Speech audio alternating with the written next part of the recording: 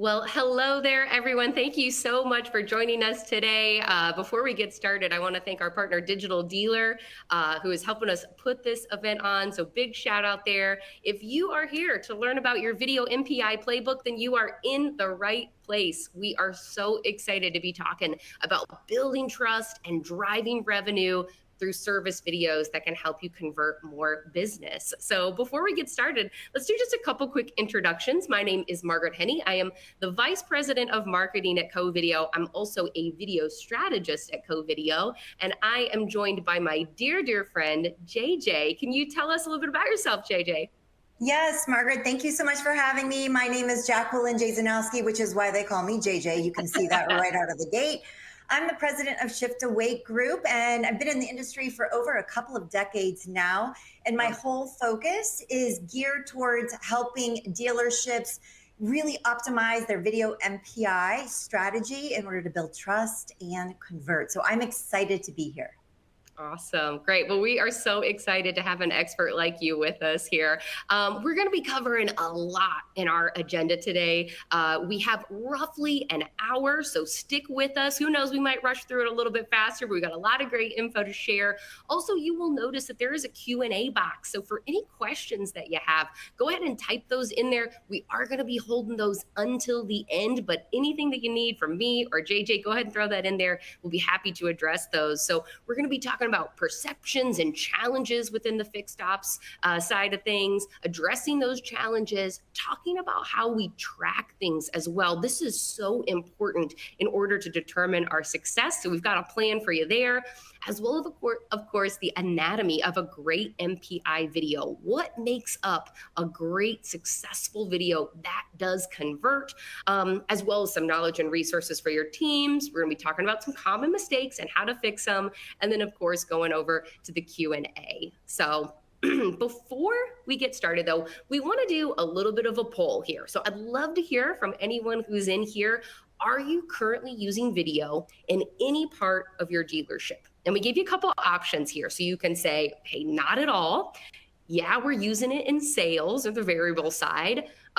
Yes, we're using it in service, or we're using it in both. Now, I don't know about you guys, but I feel like sometimes the fixed ops side of things doesn't get as much love as they deserve, particularly when it comes to the idea of great tools, using video.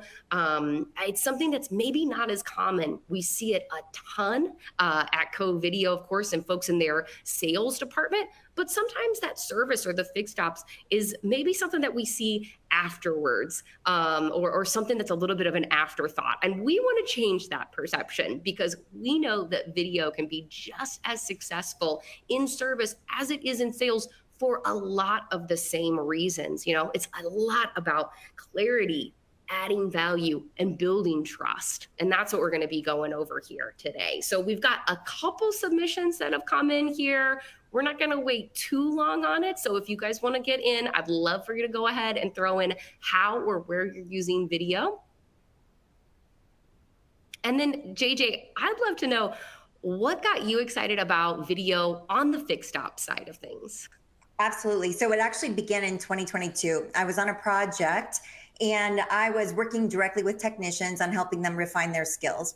And I recognized being on this project, there were a couple of gaps that weren't exactly being solved yet to help technicians really adopt the skill set that they needed in order to make these amazing videos. So they were doing a great job, but there was still all this opportunity. And there were, things that I was seeing being left on the table a little bit that we thought, I was like, we've got to be able to figure out a way to make a more impactful style training program and coaching program for the techs. And once I started seeing that what I was doing was actually working and the techs were building all this great confidence, I was hooked. I was hooked. I was like, this is all I want to do. I really want to completely focus my business on helping technicians get the skills. That's awesome. Great. And it's not just about using video, right? It's about doing it in the right ways. And that's what we're going to be talking about here. I love that you saw that people were using it, but you're like, hey, there's a little bit more meat on the bone there, some stuff that we could dive into. So let's take a look at the results that we heard from people here. So we've got about a quarter of us are not using video at all in sales or in service. 18% are using it in sales. And then we've got about half, 50, a little bit more than half are using it in both. So that's great. I love to see that people are making that jump. As you can see, though, I think this is interesting. This is pretty typical. You'll see people using it in sales, but maybe not in service. So we want people, dealerships, to be able to embrace using video on both of those sides. I know oftentimes fixed ops and variable ops can feel siloed, but we want it to feel like a full experience for our customers so that what they are seeing and feeling and experiencing in sales happens in service and vice versa as well. So there's some more continuity there.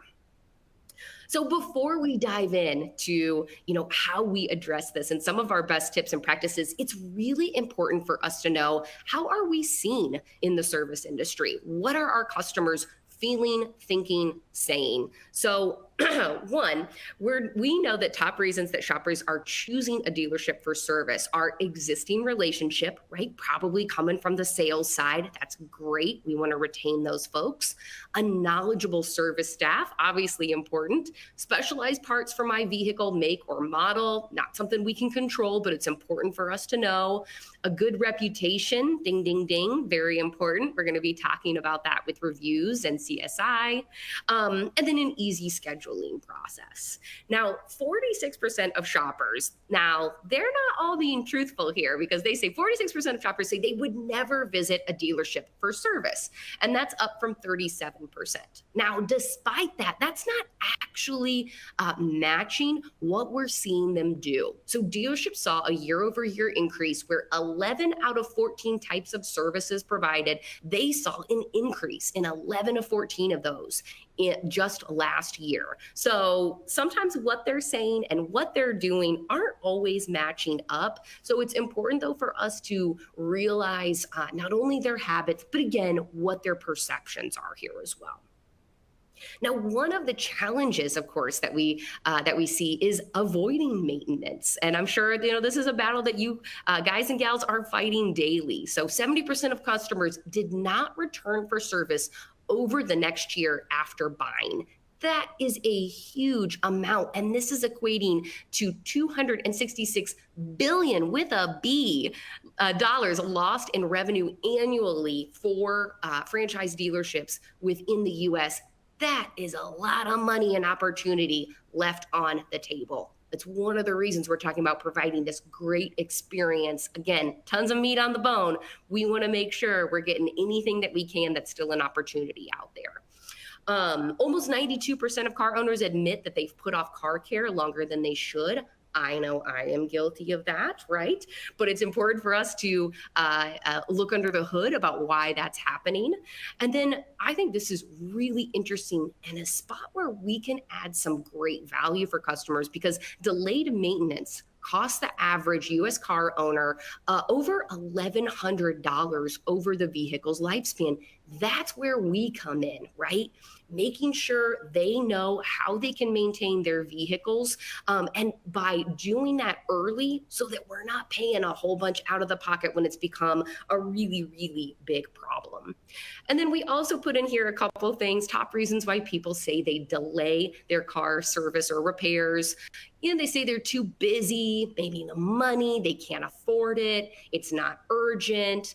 Maybe they've got anxiety is one of the reasons, almost 20%. And also about 18% say they don't trust mechanics. Now, these are all things that we can address by using video. Again, it's about trust, clarity, adding value. So also some of the things that they might be saying, hey, I'm too busy to do it. But if we're able to add the value to tell them why they shouldn't be too busy, and I see you nodding, JJ. So I have so much. I'm like, I can't wait. They're going to be so excited to hear what we have to say to help all this. I love it, Margaret. Yes, I see you nodding because I know she's thinking, yes, yes, these are all things that we can address or at least soften, concerns that we can soften by using video for our MPIs. Now, top frustrations with service departments. Again, we're not gonna hammer too hard on this. We're gonna get to the good stuff here, but we do think it's really important to talk about what that sentiment is for people and how they're feeling. So, 48% of people report at least one frustration with their service department experience. So, nearly half of them. And those top frustrations are things like, hey, it took longer than expected. Maybe they pushed additional services. We'll be addressing this as well. Scheduling an appointment was a struggle, that the price was higher than they had anticipated, or they had to wait for an available appointment. JJ, are there things that you're hearing from your team or from your dealerships that you're working with that they cite these a lot as, hey, this is what we're hearing from customers? Yes, this is actually historical. I mean, before video came into play, this is year after year after year building blocks of frustration on behalf of the customer with our industry. So these things just keep getting compounded year over year. And what we'll talk about with video is how we're actually now in the business of changing customer perspective and perception around years and years of history. So it's going to take some time, right? Because video is still fairly new on the service side, which we'll talk about. And as we saw in the statistics for the poll, not everybody's using it yet. So it's going to be a process, especially for those coming into video for the first time in service. But for those using it year over year, we're seeing that the customer perception has shifted and they no longer fall underneath these particular categories. Okay, I love it. Great. Well, let's keep going here. I saw this quote on your LinkedIn profile. Trust isn't a bonus, it's the currency of the service department. And I was like, put it on a bumper sticker, JJ. I love it. So I just wanted to pass the buck to you to talk a little bit about this. Certainly, certainly. Every time I talk to a new dealership that is thinking about video or just started video, one of their main reasons they want to create this process for the experience for their customers is to create trust out of this transparent transaction. And here's the deal, like now all of a sudden we're talking about trust because we know that without it, it's very difficult to do business in anything. You can look at any type of industry. If you don't trust someone, you're very unlikely to spend more money with them. Now, this isn't just about the relationship between the dealership themselves and the customer. This is about the relationship between the front of the house, the advisors, and the back of the house, the technicians. Without trust existing there first, your transition to video multi-point inspections is going to be very challenging, especially if you keep the system on a manual send. It's very unlikely that those videos are going to get to the tech or get to the customer from the technician if the advisor doesn't trust that the content in each of those videos is top-notch and quality. So that's where we work on first. It's not a bonus. This is the currency of the service department starting from the inside out. Absolutely. And a little bit speaking to, you know, that holistic approach where we were talking about before, right? It's not just siloed in our own little world here. It's all of us getting behind this new way of thinking. So a couple ways then that video helps address some of these challenges. The biggest one, as we were just saying, is that transparency and openness. This is so, so important. It really is the crux of it. 70% of car buyers value transparency that video provides in service. I know I certainly do, right? We also take for granted that, hey, this is something that we do every day, all day. It makes perfect sense to us. Where we might have a customer coming in and maybe this is the first time they've had this issue happen, or this is their first vehicle, or, you know, whatever. They don't know. There's a lot of anxiety around that. And we want to make sure that we are softening that by being as transparent, and nothing is more transparent than using video to show exactly what's going on and super, super open about it. The other thing then, of course, is value and recommendations. And what I love about this is when we add value in our videos and in our recommendations, it shows in the output for us. So dealerships are reporting 35 to 60% increases in revenue per RO when they're using video. And then 25 to 35% increases in acceptance rates with video MPIs. So we know that it works and it provides a better experience, more clarity, more openness for our customers. And that means better results, more money in our pockets. Anything you want to add on that, JJ? Yes, absolutely. There's one other thing regarding the value and recommendations, and that increase in acceptance rates is the increase in the speed at which those approvals are made, those e-approvals are made. You know, you think about it, I ask technicians all the time, before video, how long did you have to wait to know if you were going to have an approval on a recommendation that you made? And they would say 24 hours, 48 hours. Now it's as fast as 2 minutes. And I want to say 27 seconds. I think that's from a digital dealer article that I read. Yeah, like how fast that happens. And so now they're able to see it real time, right? So it's not, it shows the value so quickly for the technician and the dealership, but also the customer can keep that vehicle on the lift because they already don't want to be there anyway. You might as well maximize it. Exactly. And that is a win-win for everybody, right? A better experience for them faster. It also means that we get to get through that a lot quicker, which means we get to help more people, less issues with scheduling, less backup. So absolutely. Additional challenges. So clear and convenient process. We were just kind of talking about that, using video alongside written ROs. So that way they've got something to follow along with as well, where it makes sense, where, hey, maybe I'm reading it here, but I need this to make sense in real time. That's great to have that pair up. This is another one that I thought was interesting. I hadn't thought about this before, but mobile pickup and delivery is so popular and so convenient. The convenience is great, but when we don't have that face-to-face interaction, it does take away that human element. Well, video, you can add that back in. So they still know who they're working with. They're connecting a face to a name, building that trust, because we saw before, one of the reasons people come back to your dealership for service is because they've got a prior relationship with somebody or with the team there. So being able to use that, even when you can't be in person and maybe doing a more traditional type of service, mobile, we can still connect a face with a name and build trust using video in that way.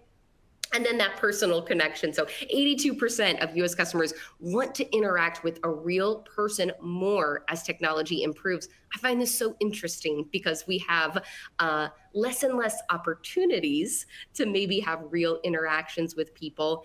And I think we're seeing people crave that too, though, right? Know that there is a real person. Beauty of the advisor technician video marriage, okay? Because they still get that opportunity to connect with an advisor to really understand more about the recommendation that the technician is making. So they get the best of both worlds.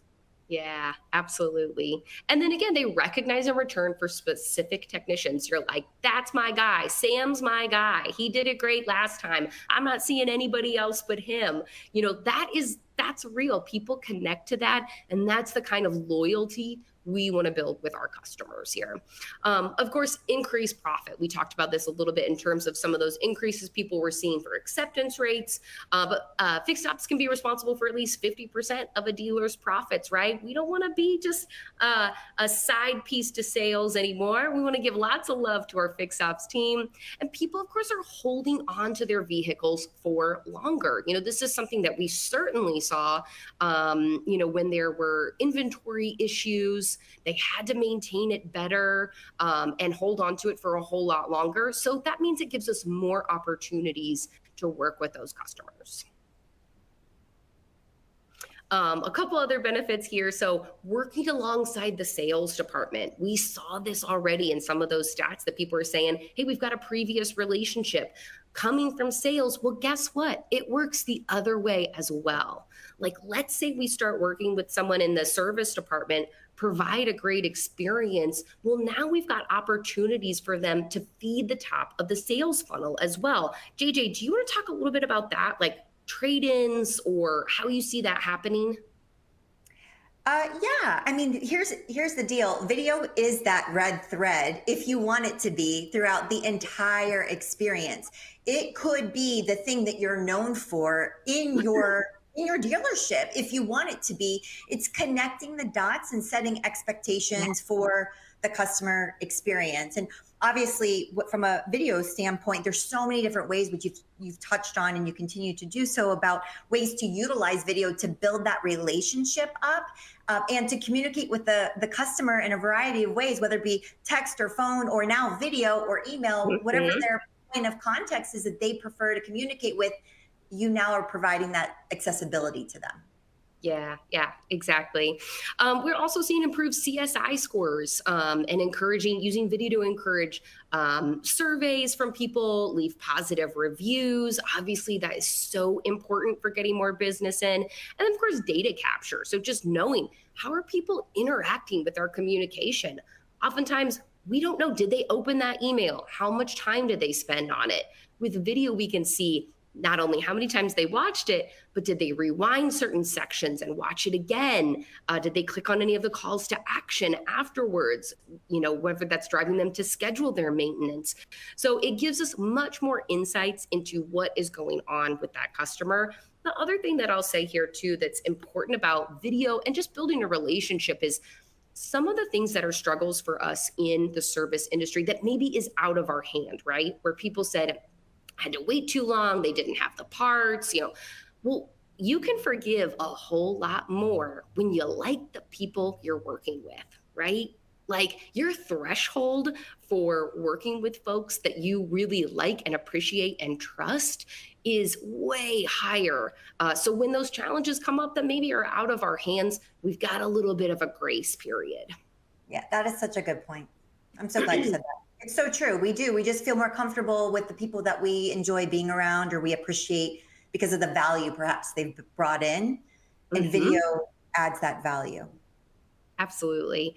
JJ, I'm going to pass it to you to talk a little bit about your pillars of impact here. So how you're tracking growth in your service drive, because this is something that you created through your unique coursework. So I think you've got tons of great information here. So I'm just going to pass it to you to talk through some of these. You got it. Thank you, Margaret. So as I mentioned in the beginning, when I was first involved with video MPI training, I saw this gap that we needed to close. And the issue with teaching a technician how to make a video MPI is that they didn't go to school for this. They didn't want to be an influencer. So naturally, you're going to get pushback, right, on something because it's uncomfortable. It's brand new.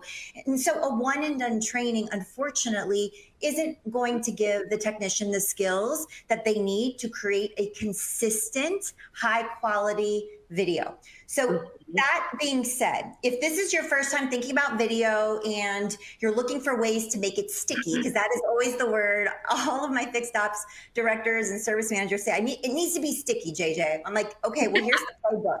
Here is the playbook. My 3 pillars of impact, as Margaret said. First and foremost, standardizing your expectations. And really what that looks like is creating a framework. What do you want your technician to do every single time in every single video? I don't care if they're going to your Ford store, your Audi store, your Hyundai store. If you have a large group especially, consistency is critical because consistency creates confidence. And if you have not only confidence in your brand, but your technicians get more confident because they're doing the same thing every single time. Okay. And then being able to communicate those standardized expectations. So ensuring that everybody knows what the marching orders are and that's not only your technicians, but it's also your advisors. It's also your leadership team. And after that information has been created, communicated, and it's consistent, then we move into step 2, which is the evaluate and measure progress. What was missing after training is that, okay, we trained them, everything looks good, and then nobody's watching the videos after.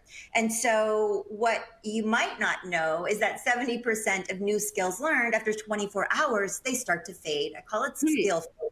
So they start to fade. And so that initial process that they were following at the very beginning starts to get a little rusty. They start to skip some steps. And then all of a sudden, everybody's wonky and your process is all over the place. But if you're evaluating and measuring every step of the way, you know, you've heard the line, inspect what you expect. This is true in this scenario. You are able to catch who hasn't adopted the skills, who needs a little bit more support, maybe, you know, who's just adamantly not following the process at all.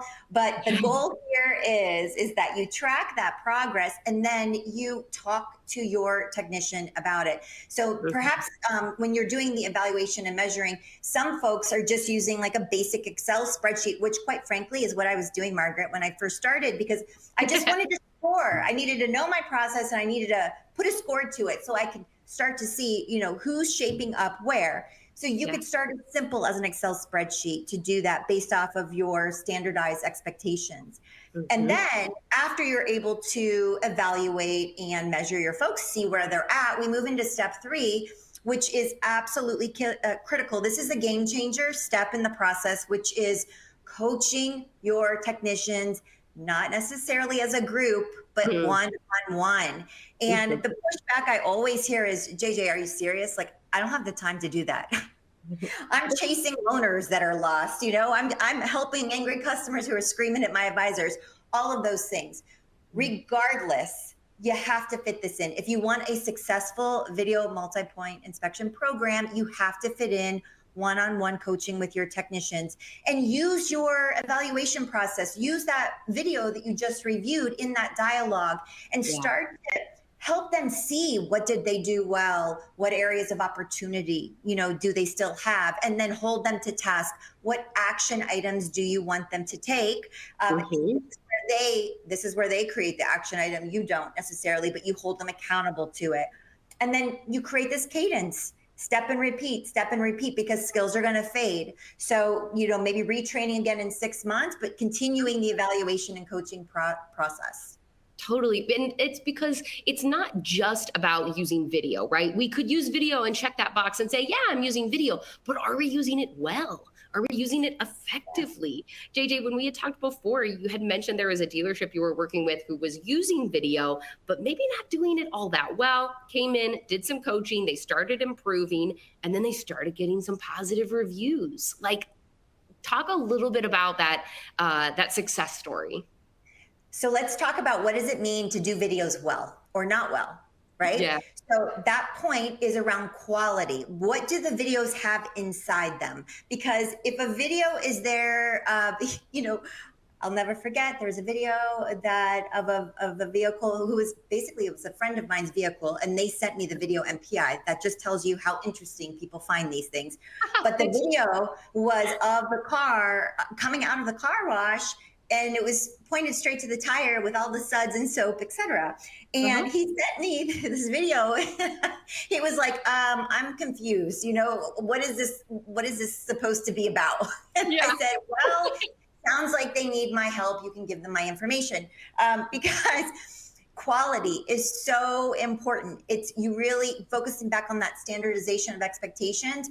What value are you building in those videos for your customers? So when you start to focus on that value, customers start to talk. And when they start to talk, they actually start to communicate externally to the World Wide Web. I'm dating myself there, but to the World Wide Web. Yes. I encourage you, go ahead and Google your dealership and then look at a Carfax review report, because you can slice and dice and put the word in video and see how many reviews come up that say video. And to your point, Margaret, with this particular store, after we did training and coaching, from 1 year to the next, I would do this. I would, on every couple of months, I would check it out. And the reviews where customers were commenting specifically about video were going up. And I was like, this is the coolest thing, because you can see clearly that the value was increasing for this store. I love it. That's awesome. And I want to bring up, this makes a really good point too, because when we talk about, hey, if you don't have a process in place right now, this is a great place to start. And also, I encourage you to take stock of where you are right now, right? So to measure where we're going to be in the future and how effective this video is for us, right? We have to see where we are at the moment. And actually, before I go to this next one, I'm all over the place. Are there certain KPIs that you encourage people to track or note before they start? So it's like, hey, these are the most important things that we want to be tracking for success. Yes, and it really depends on the system that you're using, because they're all a little bit different as far as what's available to you when it comes to metrics and data. But the most important thing is increasing the cadence of videos made. Because if the videos aren't being made, but you're paying for the technology, it's not rocket science, right? I don't need to tell you it's not working. Okay, so once you know videos are being made, and it's a gradual process, you can't expect 100% right out of the gate. So maybe you're 30, maybe you're 40, et cetera. And as long as it's going up, you're headed in the right direction. Video sent percentage is in alignment with that. So if you're on a system that is a manual send, making sure those advisors are sending those videos. And your advisors, guess what? If you do it right and they know what the standardized expectations are, they become part of your QC process, your quality check. They can be part of number 2, your evaluate and measure. So if they know what to expect, they can inspect it, and you know that the video quality is there. In addition, depending again on the system, you can track your average uplift after video. You can potentially also track your hours, per RO. So are those going up after video? Those are all high level metrics that I would say right out of the gate, top 4. Okay, awesome. And JJ, I know you've got your own great scorecard too that you use for people. So anyone that she works with has this fantastic scorecard, not only for tracking growth, but hey, are we creating videos in the right way, giving people a nice outline and structure for it. So, okay, awesome. Let's talk a little bit about the anatomy of a great MPI video. Because again, you talked about that one person where, hey, they're just showing kind of the bottom of a sudsy tire, right? So, okay, did we do video? Yeah, check, I guess, right? But what should really be included in order for it to be successful and add value? So will you maybe walk us through these couple points? Sure. Before I do that, you just hit on something that's super important, which is oftentimes what I find is technicians are like, oh my gosh, shoot, I forgot to make that video. So that's probably what happened, why that video of the tire was happening. So they could check a box to get the videos made %, okay? Because some OEMs have targets, so we need to hit those targets to get that money, all the things. You guys all, I don't need to tell you. So, but here's the deal.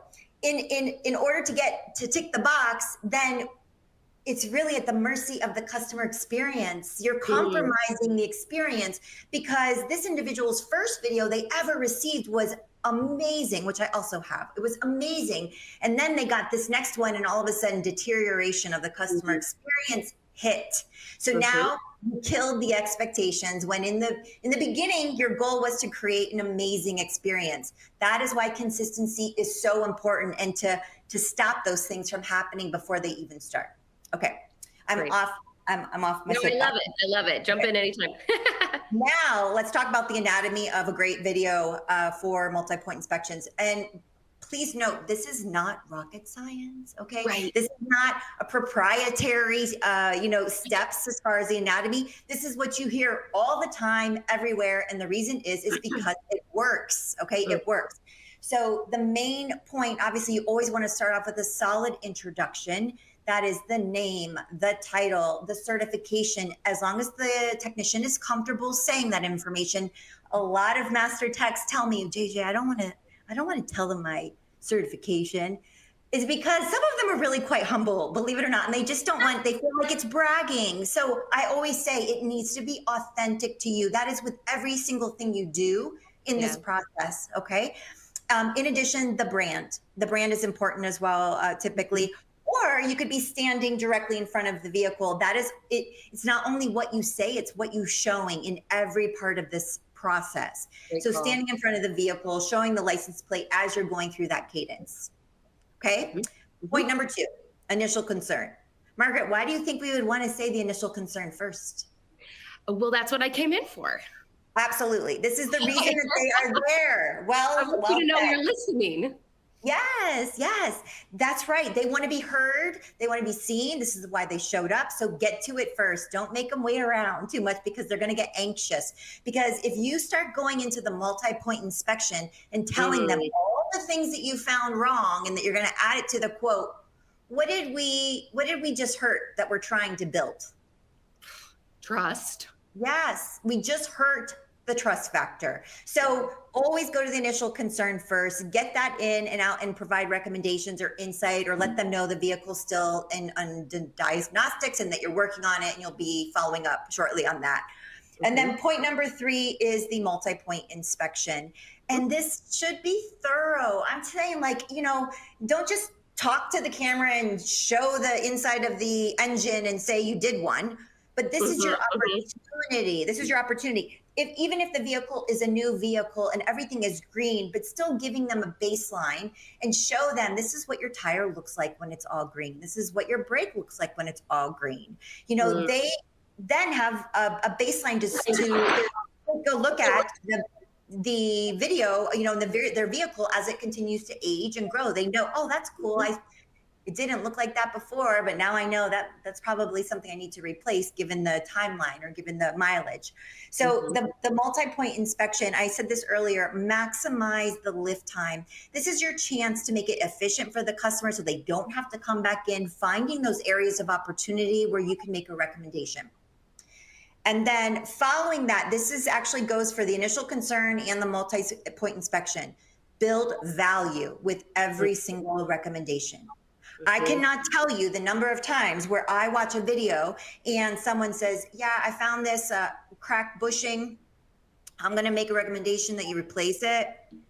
And then they're on to the next thing. Well, what the heck is a cracked bushing? Why would I want to replace it? Okay. Right. This is their chance. What's in it for the customer? Tell them the benefit. Share with them the benefit of doing this now. Maximize the lift versus doing this later. Okay. Like, okay, let's say you come in and you've got like a cracked windshield. Like there's a tiny little thing. You're like, hey, we could patch this up and repair it for, not a whole lot. But if you wait and this thing starts to spider, you're going to have to redo the whole windshield and it's going to cost you 4 times that down the road.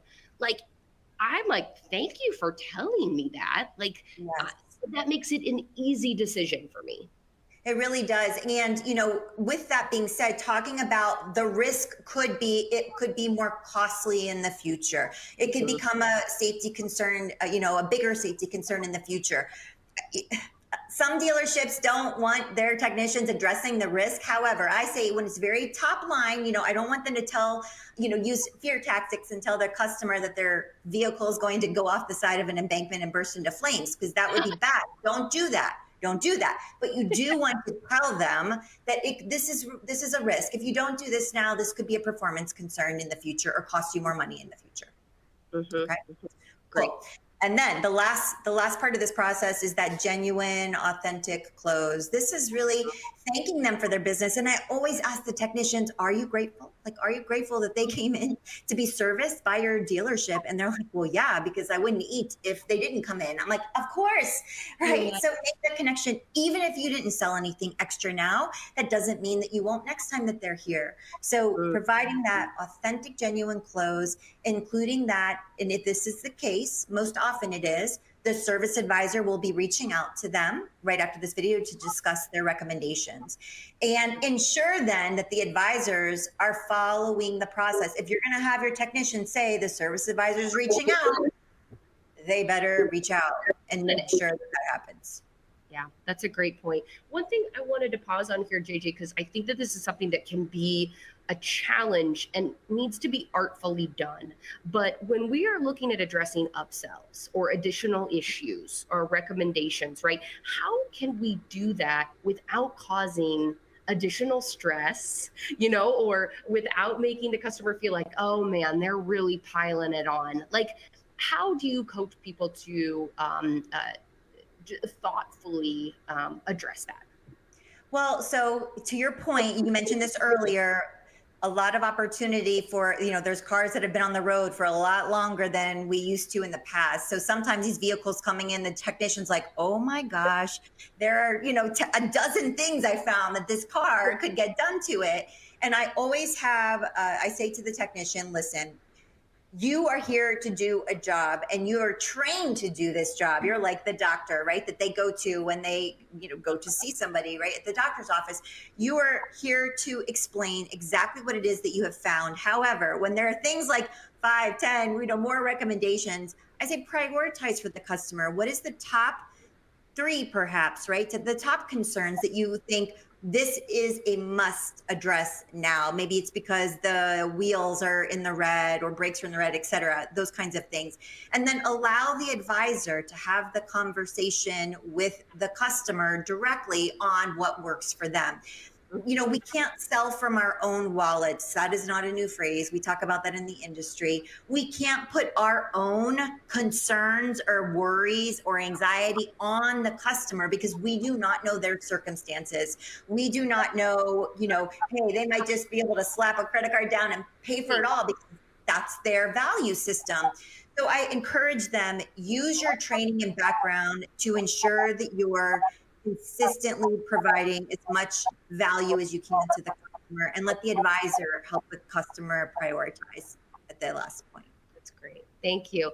I did have one question from Alex, actually. Alex, thank you for this question. I wanted to address it here because it's pertinent to what we're talking about the anatomy. Alex says, what is the average length of a quality video? So I thought I'd let you take that, JJ. Sure. Thanks, Alex, for that question. I usually tell them 90 seconds or less would be ideal. However, when you get to a vehicle that has multiple recommendations, sometimes you're going to go over, 2:30, anything over 3 minutes, everybody's tuned out already. That's a fact. As long as the video is building value, then you can go over that time frame. And as long as the content you're providing is pertinent and important, then you can go over the 90 seconds. Otherwise, 90 seconds or less is ideal. But more than 30 seconds typically, if it's got things, it's not just taking the video of a wheel that's coming out of a car wash. That doesn't bring value. That's great. We're aligned on that. I was going to say right around the same time. So that's great to know. Knowledge is power for your service department. It's important to have these things as resources for your team because we're setting these expectations of how we want our techs to be using video. So we need them to know what is the anatomy, right? That's part of that coaching and that teaching that JJ does there. Make sure they're following it. Another thing that one of my teammates found, and I thought this was great, this procrastination price tag. Like, how much could it possibly cost this customer if they delay maintenance?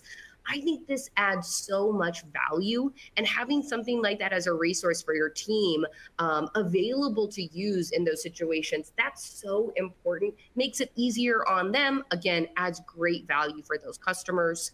A glossary of vehicle parts with basic, easy, understandable descriptions. Now, of course, your techs know this, but the reason we write this down is how can you explain things to the lay person, right? Where, what was it you said before about a bushing? I don't know. Right, do you even know what it is? No, no. Of course you don't. I had to look it up, so. Yeah. So how are we describing these things?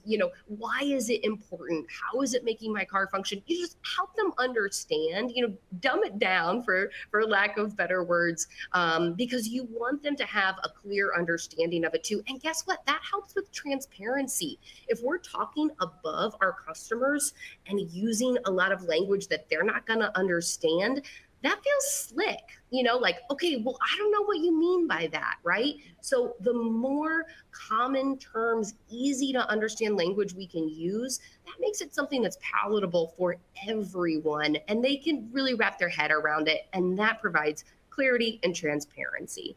One thing to add, if you don't mind on that, Margaret, is that because technicians are trained to do what they do and speak how they speak, Yeah. it comes so natural for them to talk about these highly technical terms because it's just part of their DNA. So a lot of them don't recognize that we don't understand until we tell them.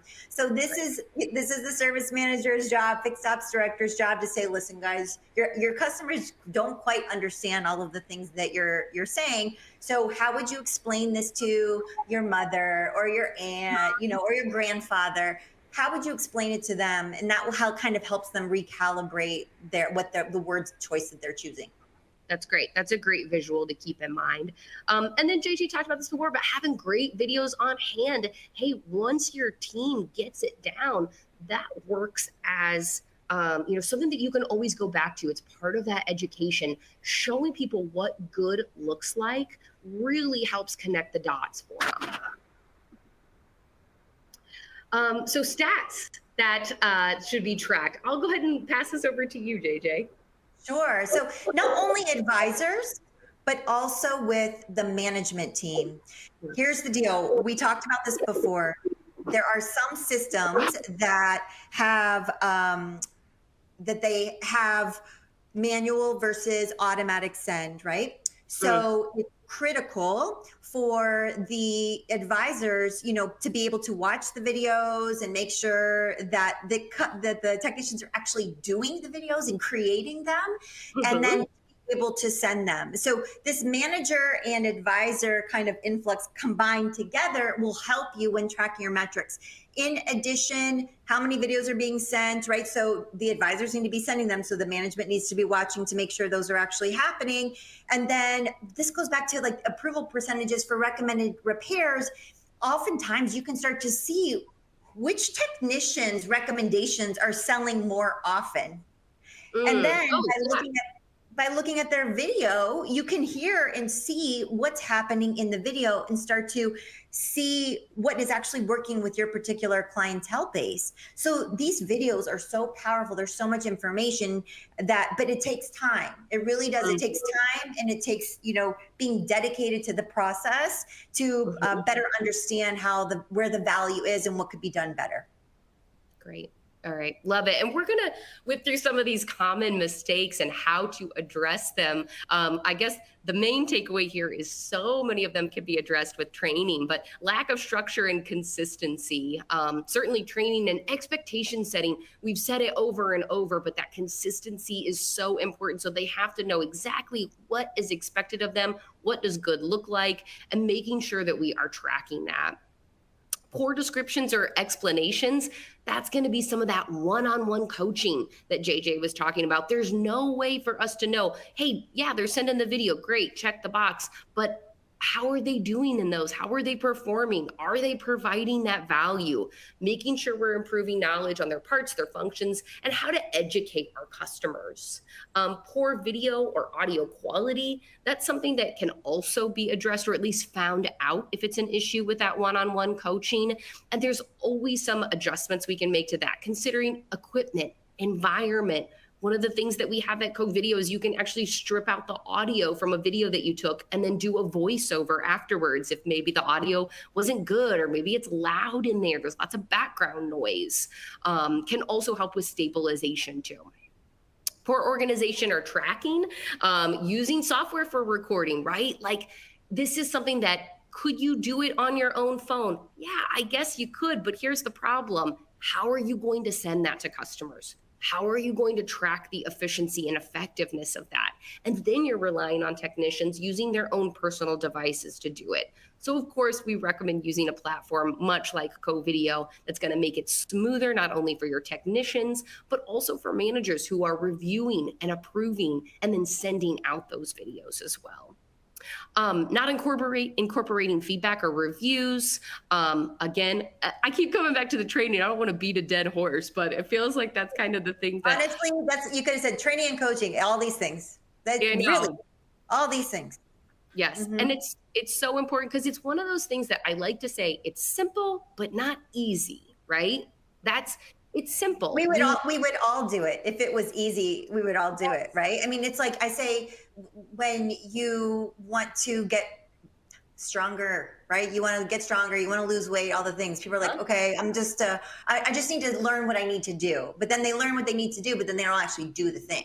They hire a trainer to help them do the thing. So it's not necessarily always easy, right? But then we would all do it. That's a great call. That's a great call. Let's into this. So as you guys, we're just going to do a quick summary and then we'll get to a little bit of a Q&A here, guys. So video can certainly help ease a lot of those concerns that we see coming up from customers, to make sure that we are providing a great experience and they're coming back over and over. Trust is absolutely the most important currency. This is the thing that we are trying to establish here. Trust, clarity, transparency. Can't say it enough. Creating that process and continually training, having that be a rhythm that you get in with your team, that means that you are always going to have your team on the top of their game, right? You can't just, it's not a one and done thing. It's something that we've got to continue to give love to over and over. Educating your team on the components of videos. So again, that consistency and clarity in what does good look like? What is the anatomy of those great videos? And then, of course, leadership helping out by providing them that training, tools, and expectations, like working with the JJ or using a Covideo to help them get it done. JJ, before we take a couple questions here, any last thoughts that you want to add? No, I think we summed it up. We gave you a lot to think about. Yeah. We gave you a lot to think about, and hopefully the content that we also provided, the actionable steps, will help you, especially if you're just not thinking about getting into video, at least knowing what it's going to take to create something that is successful and actually delivers on what it is that you want to accomplish with your shop. Great. We do have a couple more questions here, and we've got another one from Alex. So thank you, Alex. Alex says, text doing video. How many are paying them for doing the MPI and video? If so, what are they paying them? Sure. So, yeah, I have come across this quite a bit because the initial rollout can sometimes be a little challenging, right? When you're all of a sudden telling your techs you're going to pick up phones and use them during the process. So many dealerships right out of the gate will set up a payment structure to say, for every video that you make, you'll get around 1/10 of an hour, typically is what I see. This does not last in perpetuity. This is not a strategy that is ongoing forever. This is a beginning rollout strategy. And the reason is that once you start to see the conversion of what happens after video is being used in your shop and you see the revenue that they're generating in hours, the additional hours that each technician is getting based off of that recommendations, it is a no-brainer. But you have to show the scoreboard. You have to have a dashboard that you show regularly, or a lot of my stores have videos that they have a TV screen up in the shop with content that shows the leaderboard on whose progress is where, which creates a little bit of friendly competition, which I always love. I love healthy competition. Yep. And then you start to see, there was a store that I was at where we actually, I wrote down all the percentages made on a piece of white paper, and I went into their lifts and I taped them all over the lifts because I was like, I'm over it. I'm over you guys not doing videos. This is what we're going to do. And so then it became, wait a second. Wait, I made more than he did, didn't I? Became this friendly banter and competition. And before I left, all their percentages were going up just because of the sheer fact of the scoreboard that they were watching that. I love it. So, I do love the idea of incentivizing. I think that's a great idea, but you're right. It's not something that can be sustained forever. But when they start to see the results, they get it. The light bulb comes on. So. Can I add one more thing? I'm sorry for Alex. I know we don't have that much time, but Alex, the other thing I would recommend, which I learned of a dealer group that's doing this and it is phenomenal, is that you're definitely gonna find that you have early adopters. There's gonna be at least 1 or 2 technicians that get it, and they get it right out of the gate, and they buy in, and their videos, they learn the process, and they are doing fantastic videos. Use those individuals as champions in your shop to gather group think, so that all of a sudden they're starting to talk at the water cooler or wherever, at their lifts, and they start talking, and it starts to kind of permeate the entire shop. And then next thing you know, everybody Yeah. wants to be doing that because they see that these champions, the techs that are, respected, are involved and doing a great job. Yeah, that's great. And we've got another one here too. This is a really great question. It's a tough one. Any suggestions on how to do video and overcome language barrier, either the customer or the technician? I have one suggestion. One thing that at Covideo that we do provide is automated captions that show up with a video, and then actually the ability to change those into, I think we have something like 25 different languages. So there's like a drop down where the customer can then use, and it will translate those captions into the language of their choice. So that's a really great option for people if there is a bit of a language barrier. Anything you want to add on that? Yeah, Margaret, that's fantastic because it doesn't happen with every video system. So that's unique, to Covideo. I do note, to your point though, some other systems will use the subtitles, et cetera, to help, but that changing of the languages, that is amazing. Cool. And thank you for sharing that as well. Often what I've seen too is that they start to pair up, obviously, whatever that language skill set is that they need with the customer. So if there is a technician that speaks Spanish, but the customer speaks Spanish, they'll start to pair up if possible, especially if they know that person who's coming in just because of past or previous experience. Sure. But having those individuals, on deck. Now, when it comes to evaluating videos, that can be a little bit more challenging for somebody like myself. Let's just say I'm very creative. I'm able to utilize technology to help me evaluate those videos. But my default always is finding that individual in your shop that you can unite with the customer. Great. And then we've got a question from Don who says, who does the tech send the video to? So typically it's going to be different, but for the most part, at least with Covideo and our platform, we've got a system of making sure that those have been reviewed. So the tech is going to then have that video, it's done, it's sent then to the service manager or to the advisor, and they're going to review that and make sure, hey, yep, this is great, we agree. And that also frees up the tech to do what he or she does, and they don't have to worry about the sending to the customer, writing of the email, sending the text message, right? So they can stay super, super focused on what they're doing, and then let everyone do, their own individual unique role and jobs. Anything you want to add to that, JJ? I always say that advisors should be watching the videos first, even if it's on an automatic send feature, which happens with some systems. There's usually a delay that you can embed between when the video is complete and done so that the advisor gets the chance to watch the video. And then obviously the MPI or the quote itself goes to parts, and that's what they do, the estimate, et cetera. But between that and when the customer sees it, the advisor is typically watching that before it is directly sent to the customer. Exactly. So, well, thank you everyone for joining us. Really appreciate your great questions. Wanted to share our information here. Feel free to reach out to me at Covideo and certainly JJ at Shift Awake. And if you're not using video already, Covideo would love to be your video partner. If you don't already have someone advising and training you in your service department, I know JJ would love to be your partner in that. So feel free to check us out, connect with us on social media. JJ, thank you so much for joining me today. It was a pleasure, as always. Thank you for having me. Really appreciate your time. Thanks, everyone. Have a good one. Bye.